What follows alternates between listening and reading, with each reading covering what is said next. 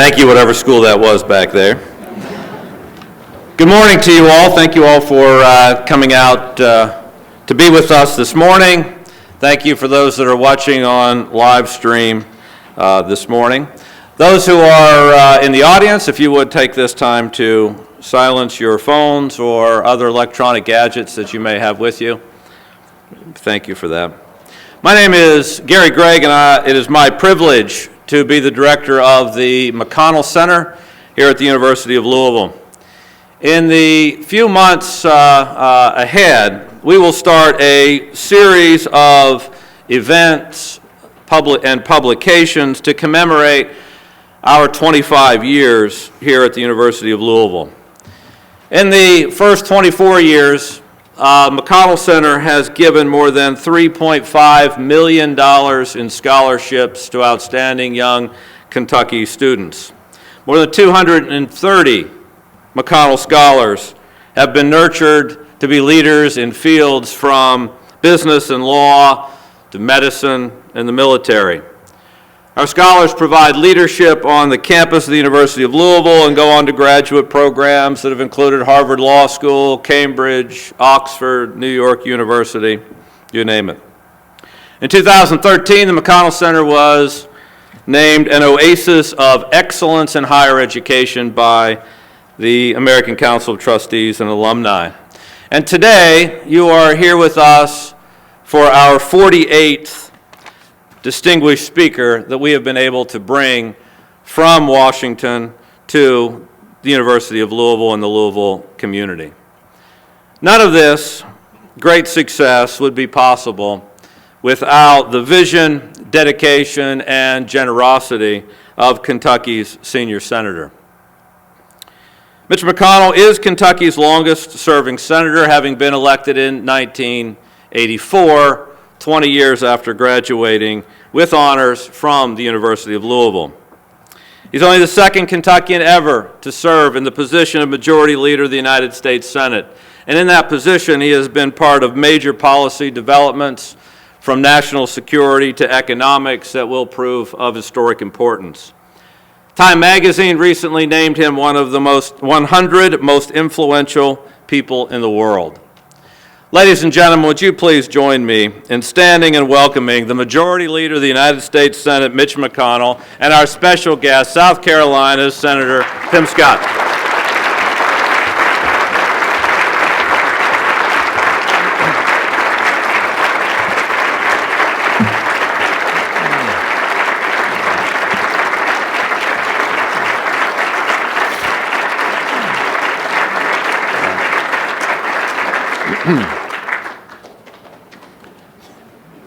Well, welcome everyone. As Gary indicated, next year will be the 25th anniversary of this program. We're happy to have you here. In my time in Washington, I've certainly met a lot of ambitious people with ambitious goals. Congressmen, senators, presidents, all looking to leave their mark in one way or another. But Senator Tim Scott might have been the most audacious goal I've heard yet. He charted his life's goal when he was a teenager by writing a personal mission statement as a teenager, that he would positively affect 1 billion people in the course of his lifetime. That's 1 billion with a B. Now, few people would make such a bold prediction and actually mean it. But Tim Scott has a lifetime of accomplishment to back it up, and it looks like he's well on his way. Count me among the many who've been inspired by his life story. A rising star in American politics, the senator from South Carolina comes from humble roots. He was raised by a single mom, a nurse's assistant who worked 16-hour days to provide for her kids. From her, Tim learned the value of hard work. He got his first job when he was 13. He wiped windshields at a gas station. He worked at a men's clothing store. He sold popcorn at a movie theater. The only thing he didn't do back then, it seems, is take his studies very seriously. because at one point he was at serious risk of flunking out of high school. And that's when he met a man who would literally change his life. He was the owner of a restaurant next to the movie theater where Tim worked. He would bring Tim free sandwiches, and in the process, impart life's lessons that Tim would never forget. Tim learned the importance of structure and of personal discipline. He learned basic principles of success, principles drawn from both Scripture and from the school of hard knocks. And he learned that having a job is a good thing, but helping other people by creating jobs is even better. Those values guide Tim still, and he knows that if they worked for him, they can work for everyone else. That's why after just 3 years in the Senate, I can tell you firsthand that Tim Scott has proven himself to be a terrific senator with a bright future in the Republican Party. He's worked to enact legislation that can help unleash opportunities for everyone, even those in the depths of poverty. He's a strong advocate for education reform, to expand opportunity and foster success by providing every student with greater choice. He wants to grow the workforce and to see that those at the margins of society are included. That's why he's championed job training programs and tax credits to employers to increase the number of registered apprenticeships and reduce the number of job vacancies in the United States. And he's worked to promote conservative values in Washington by fighting out-of-control spending, burdensome regulations, and red tape, and our overly complicated tax code. Throughout his career, Tim Scott has worked hard to prove the state motto of South Carolina true for every South Carolinian, and, for that matter, every American. The motto simply says, "While I breathe, I hope." That's another way of saying opportunity is right around the corner. That's the attitude that has propelled Tim to become the man he is today. It's how he earned success in the private sector before entering public service, with a partnership in a successful real estate company and the leadership of his own insurance firm. And it's how he charted a course that led him from the Charleston County Council to the U.S. Senate. Of course, he didn't make that journey without a few idiosyncrasies. For instance, Tim has a penchant for wearing really wild socks.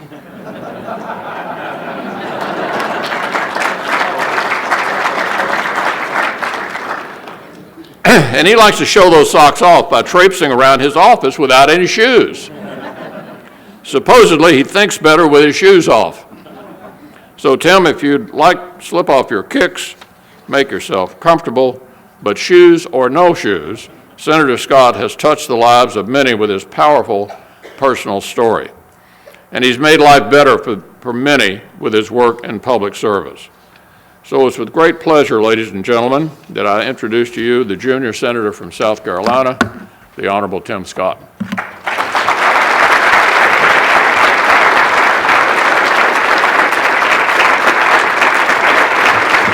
Thank you. Thank you very much. Thank you very much. God bless you. Well, thanks so much. It's a privilege to be at the University of Louisville, and it's a privilege to be in Kentucky, and certainly, Senator McConnell, thank you for the opportunity to participate in the McConnell Center. In 1991, 24 amazing years of success. I'm not sure how proud you are of your leader, but we're proud to have Senator McConnell as our leader. And as I think about leadership today, one of the things I want to do is talk about why I think leadership is so important, because I think so often, how many high school students do we have in here? All right. College students? Folks who've already graduated from college. I want to make sure everybody got a chance to raise your hand. This is wonderful. But one of the things I learned from my mother about leadership is that sometimes leadership comes out of chaos. That opportunities are born out of chaos. And to our high school students and our college students, I think it's very important to realize that sometimes the best opportunities you'll ever see or come out of some of the challenges of your life. So the way I like to say it is that your obstacles lead to your opportunities. Or if we were in church, we'd say it this way: God takes your mess, gives you a message. Someone say amen. Amen. Hallelujah. See, I'm going to have a good time because I'm going back to Washington in a little while. So this is my best shot. So you guys might as well have a good time too. And if God takes your mess and makes it your message, then you become a messenger. And so I learned that lesson early on as a high school student. And one of my good friends, a leadership author named John Maxwell, said, when you find your why, you find your way. In leadership, when you find out why you should lead, you find the way to lead. I learned that lesson as a senior in high school. So I was grew up with a single mom. We had to struggle a little bit. We had one car, so I'd drive my mother to work 45 minutes and then come back home and get ready for football practice in August a long time ago. And this one morning I got sleepy. And on the way home, I tried to stay awake while I was driving. Unfortunately, I didn't do very well staying awake. But I tried to roll the windows down. Please note I said, roll the windows down. No electric windows in this car.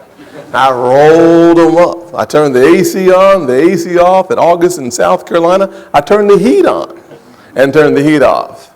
Next thing I knew, I woke up driving 70 miles an hour on the interstate. I did what every 16-year-old does. I panicked. I slammed on the brakes and I jerked the steering wheel at the same time. Does anyone knows what happens when you slam on brakes? Yes, sir. Your car rolls into traffic. And I remember literally rolling into traffic. So I'm completely directionless, by the way, Senator. No, I was going this way, down the interstate. And I rolled through cars, went through the windshield, held onto my steering wheel, and I yelled for hope. When you're yelling for hope, sometimes it sounds like, Jesus! Came back in the car, and I ended up in a ditch going in the complete opposite direction. So I crossed 4 lanes of traffic. And I landed in a ditch on the side, glass everywhere, blood everywhere. And they finally came, and one lady was coming. I mean, lots of folks were pulled over to the side and were coming to help me out. And I heard one lady yell, I think he's dead. I think he's dead. Me not being the smartest kid said, I'm dead. I'm dead. I'm dead. They got me out of the car and they laid me on the side of the highway because I had glass in my back from hitting the windshield and glass other places we can't talk about. And the highway patrolman showed up. Thank God for our emergency responders who run into danger when everybody else is running out. He saw me on the side of the road and he wanted to give me some words of encouragement. So he kneeled down and said, Sir, son, your mama's going to be happy you're alive. I thought about it for a moment. I looked up at him and said, Sir, you don't know my mama. She's going to kill me. And then he taught me a lesson. He said, son, your mom's going to care less about the car than she does about her son. I called my aunt because I didn't believe him either. But it became the crystallization of the lesson of John Maxwell, who I heard 25 years later. When you understand your why, you find your way. My mother's why, she worked 16 hours a day, was not the car. It wasn't a nicer place to live. It was her kids. Leadership is about influence. Leadership is about taking a stand because it has to happen. And there's something in you that you believe if you apply your best to a circumstance, to a situation, to a problem, amazing things might happen. And my mother is, in fact, my American hero because she took a stand in a way that no one else has ever done for me. I want to just share with the students and some of the older students, like me, 3 keys to being an effective leader. The first one is simple. Y'all ready? Are y'all ready? Yes. Are you sure? Yes. All right, this is great. Failure isn't final if you don't quit. Very important leadership lesson. Failure is not final if you refuse to quit. Now, I learned this lesson as a freshman in high school. Senator McConnell alluded to the fact that I didn't always do well in school. Well, as a freshman, I didn't do well at all. I didn't almost flunk out of high school. I flunked out of high school. I failed world geography. I think I'm the only senator to ever fail civics. And then I went to the U.S. Senate and realized I had lots of company, actually. Lots of us have failed civics. I'm glad y'all got that joke. This is good. I also failed Spanish and English. Now, when you fail Spanish and English, they don't call you bilingual. They call you ignorant. Because you can't speak in any language. That's where I found my unhappy self. And my mother came to my rescue. I learned a valuable lesson during those times. That sometimes your mama's got to love you at the end of a switch. I'm not sure if you know what a switch is. But a switch is a southern apparatus of encouragement. Often applied from your belt buckle to your ankles. And my mama loved me a lot. But she encouraged me to go to summer school. I said, yes, ma'am, yes, ma'am, yes, ma'am. You see, in the midst of challenging times, someone has to take you sometimes to the woodshed, to time out, whatever works. But in fact, in order for us to overcome the major obstacles in our life, sometimes we need an awakening. And for me as a freshman in high school, that was my awakening.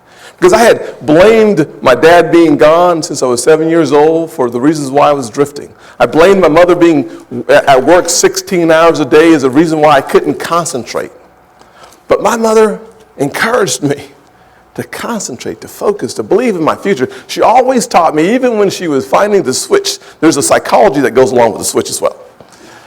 Even when we were looking for the switch, she would teach me that and it's an old saying, if you shoot for the moon and you miss, you can be among the stars. And so even when she was disciplining me, she was teaching me valuable lessons about my future. I would encourage each of us that failure isn't final if we refuse to quit. The second lesson of leadership that I want to share with you is this. If you want to stand out in life, stand up for someone who cannot stand up for themselves.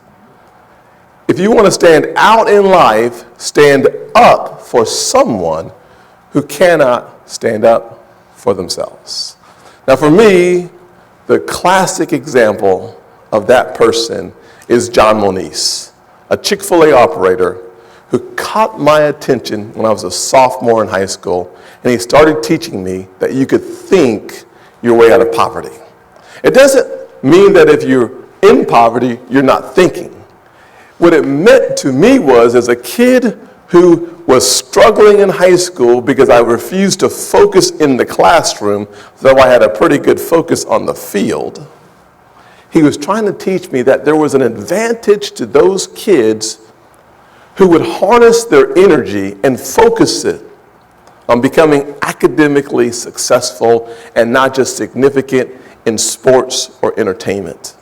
John Moniz's lesson led me to his perfect statement, which was, if you don't like where you are, Tim, blame yourself. Because if you see the promise of your future, you must first discover the problem within yourself. If you want to find the opportunities, figure out your obstacles. In other words, wherever you can, take advantage of solving problems from the inside out and not looking for help from the outside in. Second example is a friend of mine, a couple, George and Molly Green, who started an organization called Water Missions International. They were very successful business owners. They owned a company called General Engineering Labs. They did a fabulous job of producing a world-class engineering company, and they had fabulous vacations. Well, they went to Africa one time, and then they went to Africa a second time. And they discovered that part of the challenges in Africa is the lack of access to clean water. So they decided, because they felt like they heard something, a calling, that they sold their company and went full-time and invested much of their resources into this venture to provide water, clean water, to folks in Africa. Millions upon millions of gallons later, they are standing up for those who cannot stand up for themselves. But even here, wow, that must have been the Lord. Even here at the McConnell Center, you have folks who are willing to stand up for those who cannot stand up for themselves.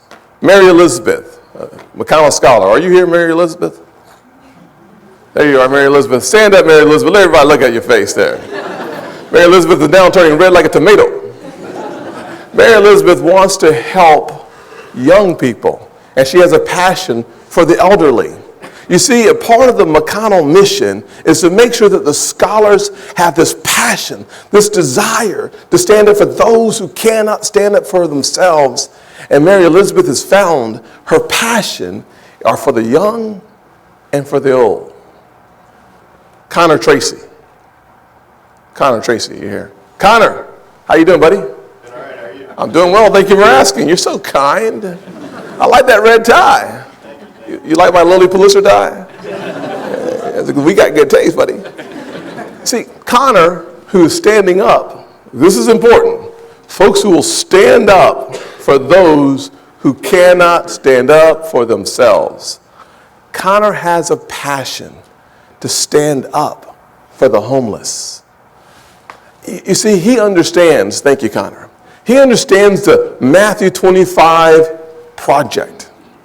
Finding in verses 37 through 40, recognizes and delineates a group of people that we should stand up for. One of the groups are the homeless. Because at the McConnell Center, you learn leadership. And leadership says you stand up for those who cannot stand up for themselves. Thank you, Mary Elizabeth. Thank you, Connor, for being willing to stand up for those who cannot stand up for themselves.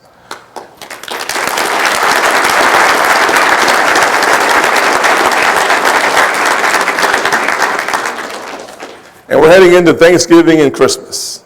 Here's an opportunity for brilliant students in high school and college, wonderful adults, to think creatively about ways to stand up for those who cannot stand up for themselves. Some of my friends back in South Carolina will go to Walmart and Target and buy $10 gift cards. And they'll go to the school cafeteria workers, they'll go to hotels to the maids, they go to the workers who are barely making it, and they'll provide a gift of hope, a bridge of hope. Just $10. And if you have 10 friends or 100 friends that will do $10 gift cards, you can impact hundreds of people throughout Kentucky, throughout Louisville, and throughout the nation. Last lesson. If you want to walk on the water, you got to get out the boat. Now, this is a very important lesson. Very important lesson. Now, we know the story from the Word. The Bible teaches us that Peter wanted to walk on the water. He saw Jesus, and so he asked for permission. Bid me to come. Jesus said, this is the South Carolina vernacular, "What's up, man? Come on out here." Good, it's funny in Kentucky in the first rows. This is great. Anyways, we'll teach Bible later. So what happened was he started walking on the water, and he started to sink. And Jesus reaches out his hand, pulls him up. In order for us to succeed in life, we have to do something that is outside of our comfort zone. In order to walk on the water, you have to leave your comfort zone. In order to be the most amazing leader you can be, you have to leave your comfort zone.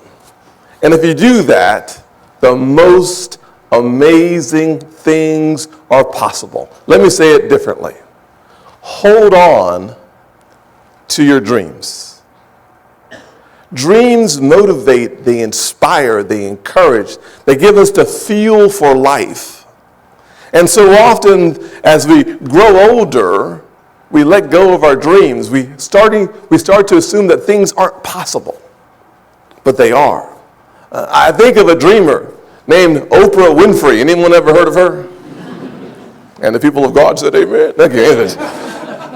Oprah was fired from her first job in TV because she was not fit to be in front of the camera. I want to know who her producer was. Anyone heard of Walt Disney? Old Walt was fired from his first job because he lacked creativity. Let us pray. I don't know how you do that, but that's pretty good. And you see, in order for these guys and gals to walk on the water, they had to get out the boat. And as soon as they got out, they started to sink immediately. First job. My second race in politics, I lost a miserable race. But I didn't quit. I held on to my dream of reaching 1 billion people. And when you're mired in poverty, living in a single-parent household, and you're 19 years old, and you want to reach 1 billion people, all your friends think you're crazy. But I held on to my dream. I held on to the fact that a man who didn't know me walked into my life because the good Lord sent him there. And through 4 years, he taught me the most valuable lessons of leadership and opportunity. He taught me about the American dream in a way that I could not have learned any other way. He saw something in me that I could not see in myself. I believe that's true with each and every one of us. There's something in you that you have not yet discovered. And if you surround yourself with the right people, they'll help you extract it. And you'll do amazing things for this world, for your state, for your family, and for yourself. I typically don't sing in public. Because after telling The Voice no, American Idol no, I decided that some talent should be kept to myself. But there's so many young high school students in the room that I want to sing to you the song that was powerful for me when I was in high school. It was by a group called Ouija, interesting group name. And it's called Hold On to Your Dreams. Now, I've asked them to cue the music. Please go ahead and cue the music.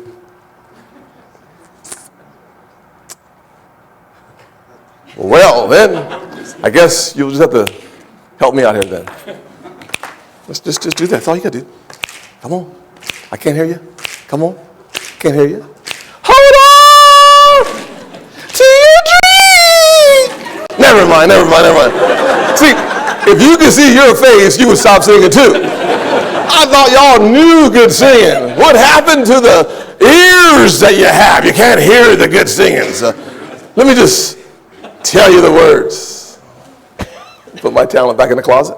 The words are simple. They say, hold on to your dreams. Believe in love, and let love be the light to show you the way. Because life will be hard and sometimes even unfair unless you believe that someone's there. Someone who cares, rain or shine, who will share your dreams, your heart, and your mind. God bless.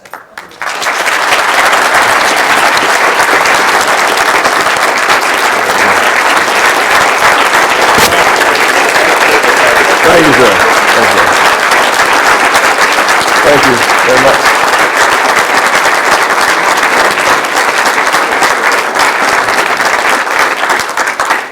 Senator Scott, I feel like you made a dream of mine come true today. We've never had, in 48 distinguished speakers, we've never had one sing. So we have now done it. I apologize for that. We're also going to go out of our comfort zone now and turn the program over to the audience and see what's on their mind. But thank you for those inspiring words. We have two senior McConnell scholars that have collected questions from the audience today. Natalie Smith, who is chair of the McConnell Scholars, and Victoria Allen, who is currently serving as student body president. We'll ask Natalie to ask the first question, please. Senator Scott, thank you for being here with us today. Yes, ma'am. Our first question comes from a student group at UofL Male High School. It asks, Describe your ideal economic system. Well, I'm a big free market kind of guy. My ideal economic system would be one that would make being an entrepreneur. I spent 15 years running my own business. I had a real estate business, as Senator McConnell referred to, as well as, or alluded to, as well as a fairly successful insurance business. I own a couple of all-state insurance agencies. Are you in good hands? Like a neighbor, like a good neighbor. Anyways, someone's there.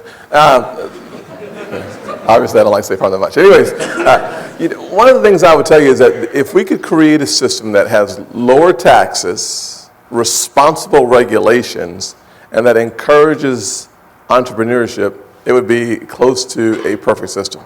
Now, in order to encourage entrepreneurship, you have to have the ability to access capital. When I started in business, I will tell you, back in 1998, I was making $30,000 a year if I was lucky, maybe $40,000 a year, and struggling. So when I went to the bank to borrow the money, they looked at my assets, which was the apartment that I didn't own and my car that had 253,000 miles on it. I went to the bank and said that this car was an asset. The banker laughed and laughed and laughed.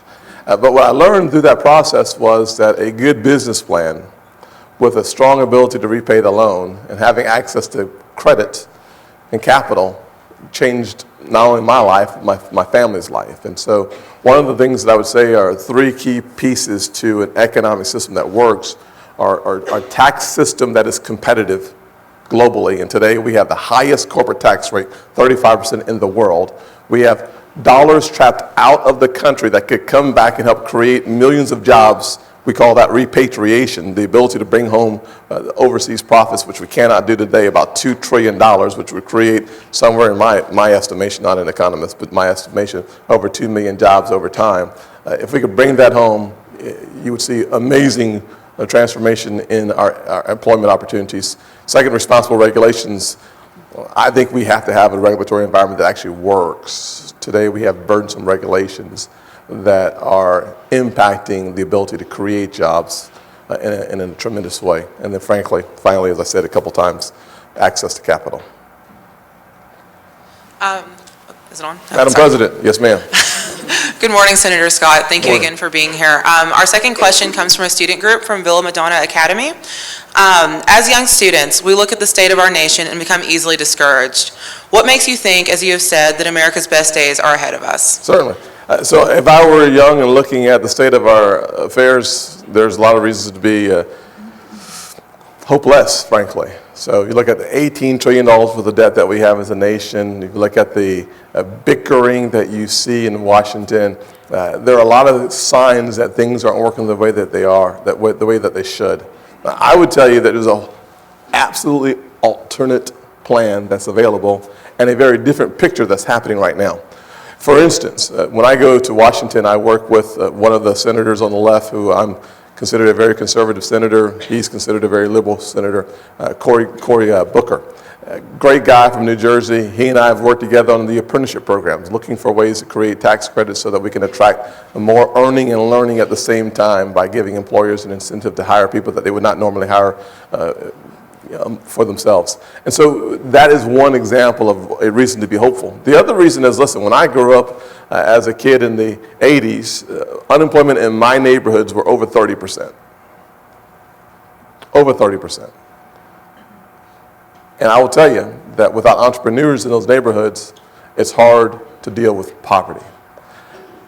I think we can be hopeful because coming from where I've come from and seeing the opportunities unfold over time doesn't suggest to me, it instructs me that the best is yet to come if we harness our potential. And it's not easy. I won't pretend that it's easy, but it is simple. Simple to me is defined as it can be done by you. And so for those folks looking for opportunities, today we have more opportunities than we've ever known. We have 4.6 million vacant jobs in the country waiting for someone with the right skill set to take those jobs. We have opportunities to watch folks go from poverty to prosperity almost in the blink of an eye in a way that it has never happened before. What we need is a strong vision of the future that we run into. And goal setting is a major part of seeing that come to fruition. I'll close with this. Proverbs 29:18 says, without a vision, people cast off restraint, people perish. In other words, if you don't have a vision for your future, the chances are you'll look around and remain hopeless.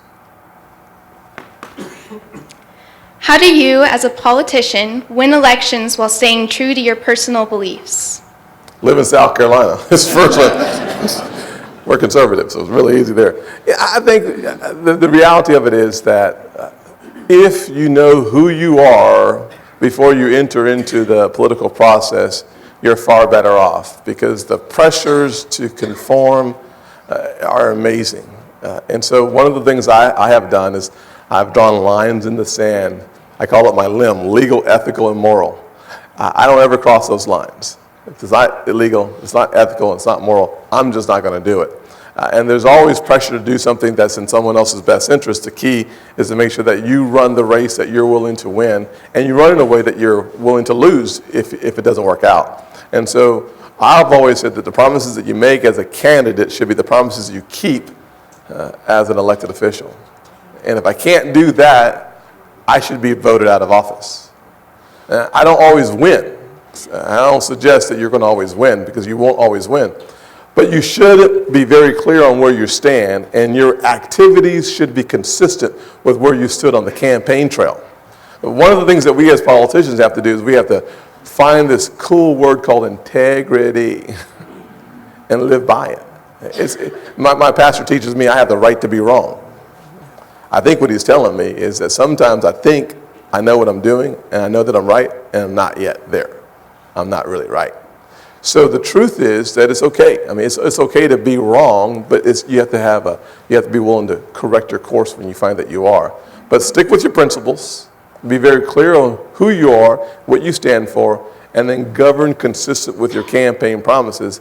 If you do that, you'll either be successful as an elected official, or you will find a greater opportunity doing something else, i.e. they'll kick you out.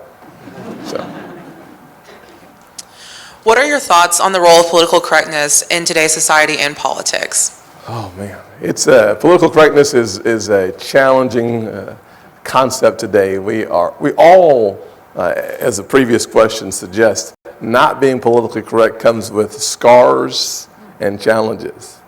I am, if you've not realized yet, I am even to some aspect of being politically correct.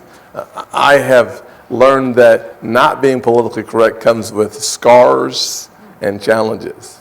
I am, if you've not realized yet, I am a black guy who is a Republican. Let me explain to you that is not politically correct. I don't even know why.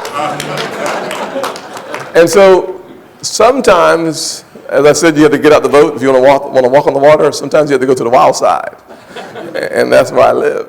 And so for me, you have to challenge the definition of political correctness. You have to challenge the paradigms that you see from in order for us to make progress as a country. One of the things I've tried to do is to think and believe and live in this concept that America, we are better together.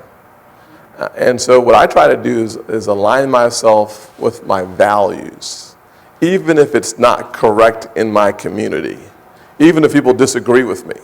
And I find myself in conflict with Republicans who don't see the world as I see, and I find myself in conflict with Democrats who don't believe that I should be on that side of the aisle. So what I try to do is explain to people what I stand for and why I stand there.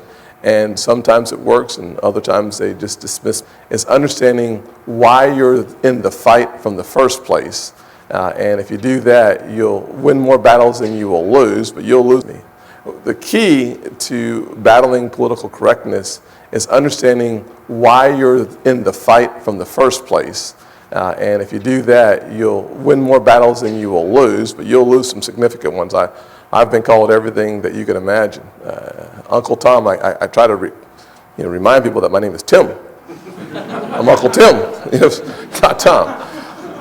That was funny to me anyway, so yeah. Not all this works in Kentucky, I see. But anyways, that's the way it works.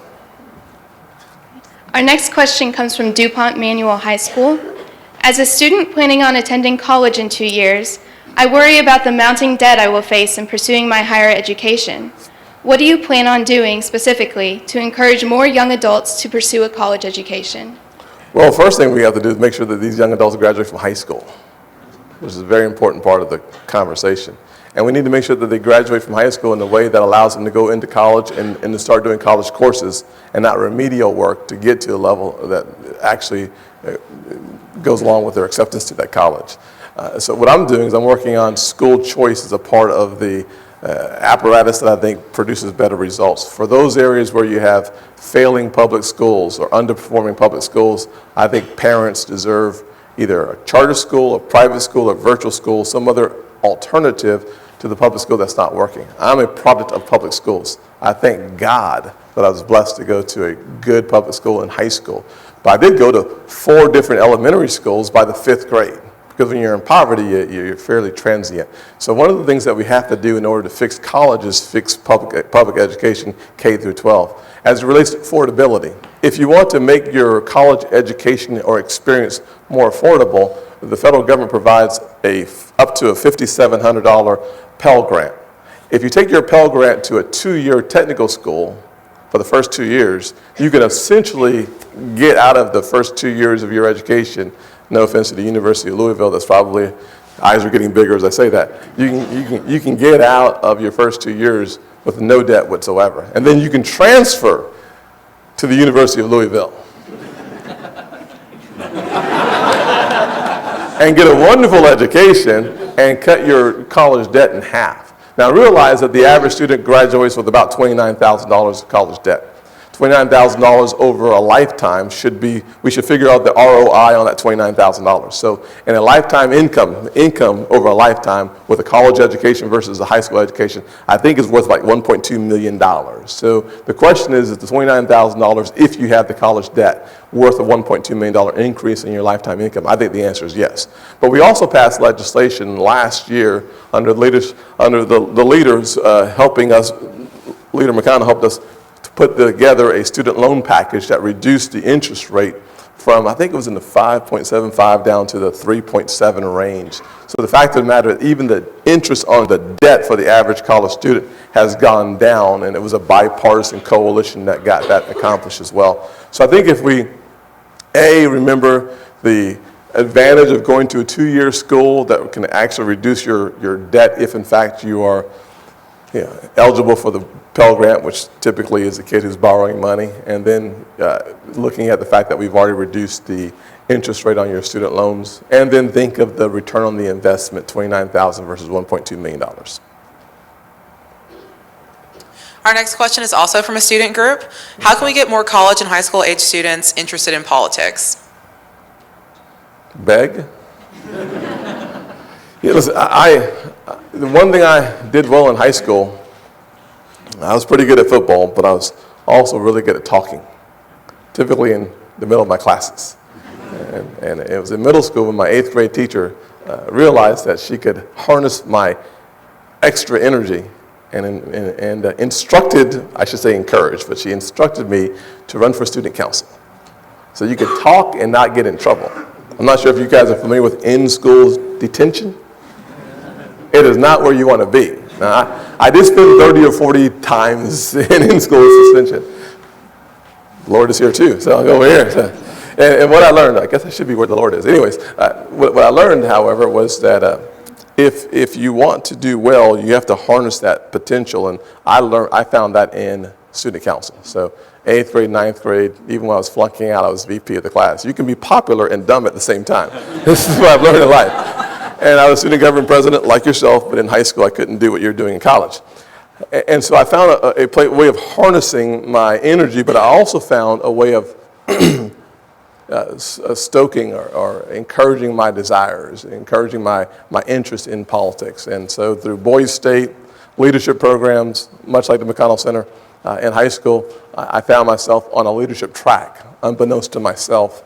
and it really helped me become more interested in politics. So I think if we spend more time teaching kids about their potential, that they'll find themselves more interested in global affairs and current issues, and that sometimes puts you in the path towards politics. Congress has very low approval ratings. No. What can be done in Congress to help the American I people? want to see that question myself. Let me see that.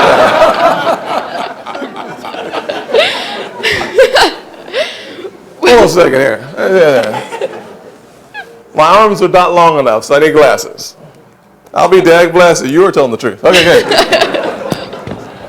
I thought we were at least at 10% now.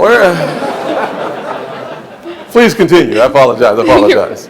The question is, what can be done in Congress to help the American people regain their respect for the institution?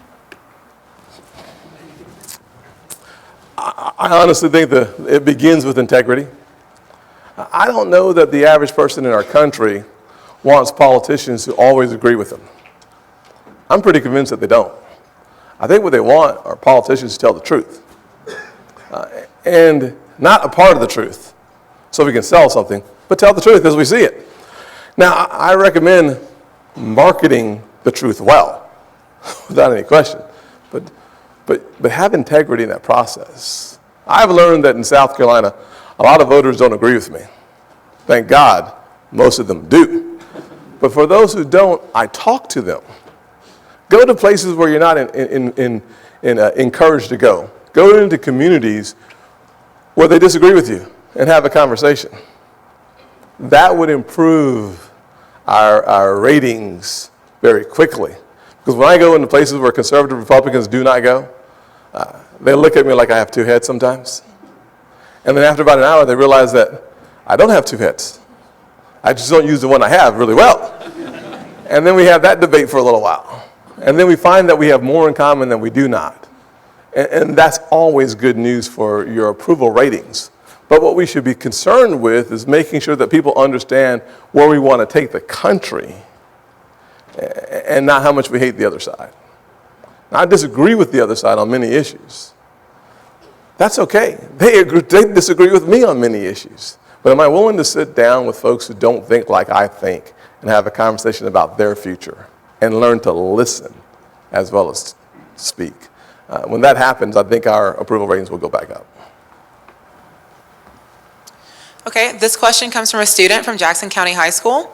How did being raised in the South influence your political beliefs? Well,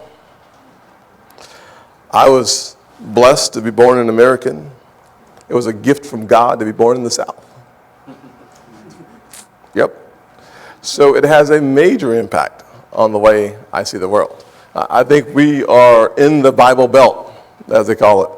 We're the buckle, we say in South Carolina, of the Bible Belt. No offense to people in Kentucky. How many of y'all live in Kentucky? Yep, I should use that joke only in South Carolina. Good. Joe, me and you going to leave soon, real soon. Start the car. The fact of the matter is that your worldview oftentimes comes from where you live, how you were raised. And for me, I think being a Southerner makes me more willing to have a tussle when necessary. I was born in the place of the Civil War, where the Civil War had the first shot, Charleston, South Carolina. And so I don't mind fighting, don't mind it at all. But I also think that we also have a better worldview because we have had to figure out how to get along. And I've seen the manifestation of that at home. Most of us are familiar with the church shooting, Emmanuel AME, the Emmanuel 9, who passed away. One of the things that I learned about my home state and about, frankly, Southern pride and Southern tradition that's a very positive and constructive force in my public life is that in the midst of challenges, in the worst of times, we came together and we locked arms. We had lunch and we had dinner with people who didn't look like us. We worked on racial reconciliation in a way that I think no other part of the country can do because of our provocative racial past. And it really has helped tremendously bring our state together. And it's one of the reasons why we were able to solve in 23 days what our state could not solve in 54 years of taking the Confederate flag down from the State House. That happened because we figured out how to use our Southern roots, as provocative and unique as they are, as a force for good in bringing our state together.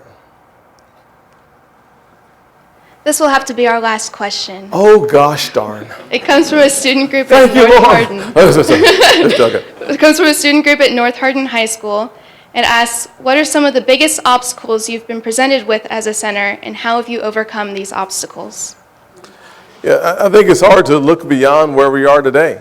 I think that one of the greatest challenges that we have coming forward will be how we deal with ISIS. How do we deal with a radical group of people who believe that they're anchored in their faith in their violent activities? This is a tremendous challenge that we will face over the upcoming weeks and probably years, to be honest with you. So I think our foreign policy is going to be perhaps the most challenging challenging opportunity that I have going forward. I would tell you that other challenging opportunities have been the Iran deal, working through that and understanding and appreciating what that means 10 years from now. If you unravel the Iranian deal, it is really, really tough to have confidence that Iran will not have a nuclear weapon in 10 to 15 years, if not sooner, from my perspective. I think back on from a budget standpoint, when I arrived in Congress, we had $14.3 trillion of debt.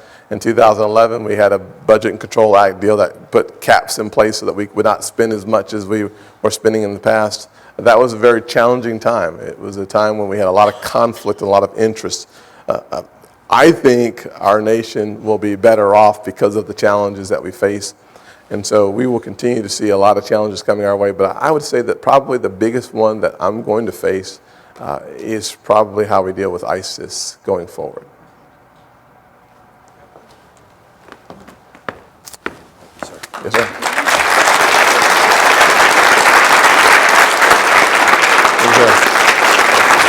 Thank you very much.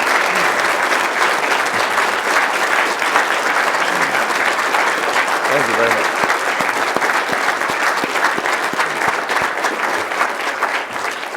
Senator Scott, on behalf of the University of Louisville and our president, Jim Ramsey, who wishes he could be here this morning with us, but couldn't for another engagement.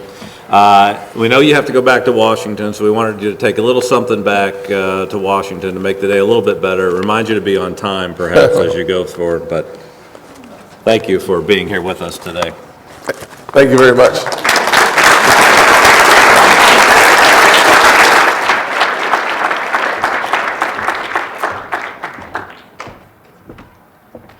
Thank you all for being with us today. I know we have school groups. They're going to move orderly out of the back of the room. And everyone else, we look forward to seeing you in 2016. Thank you.